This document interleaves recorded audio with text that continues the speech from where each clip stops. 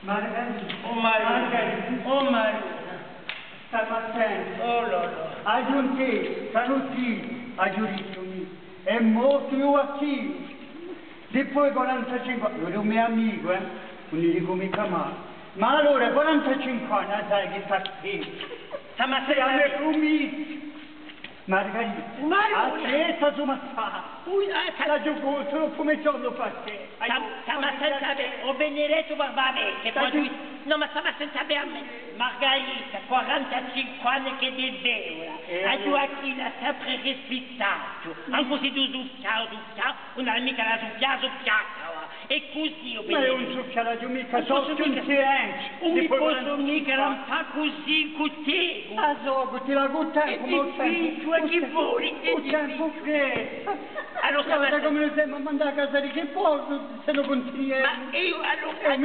Umarona, accetto su mazzo di morto. Mi fa piacere. A morto mi porta a me. Mi fa piacere. Oh Marona. La gioco, non sa più che portare. E di stagioni, poi c'è il crisantemo, ma io ho detto no, mica di occasione. Non hai anche a morto la portavo, e qui non hai mai capito con me, non hai mai piaciuto a morto. Ma senti, come Gioacchino mi soffiava di trombetta, mi cantava le serenate, mi parlava di poesia, e tu mi parli come fagioli morto la festa. Ma i fagioli pomi di no, come tu sai. Non c'è più soldi, c'è l'altro che corridone, non c'era più nulla. Ah sai, l'ha già portato me. Fileglia, se mi lasciate a me Gioacchino, Fileglia. E allora, con Campoli stesso? Io stiamo assente, taglio tutto, ti posso dare tutto, eri parente, insomma di me. Oh Marone. Un risico, paritto specchiere, potremmo scambiare, l'hai messa e poi se tu vuoi andare a cagare, qui non c'è più nulla da fare.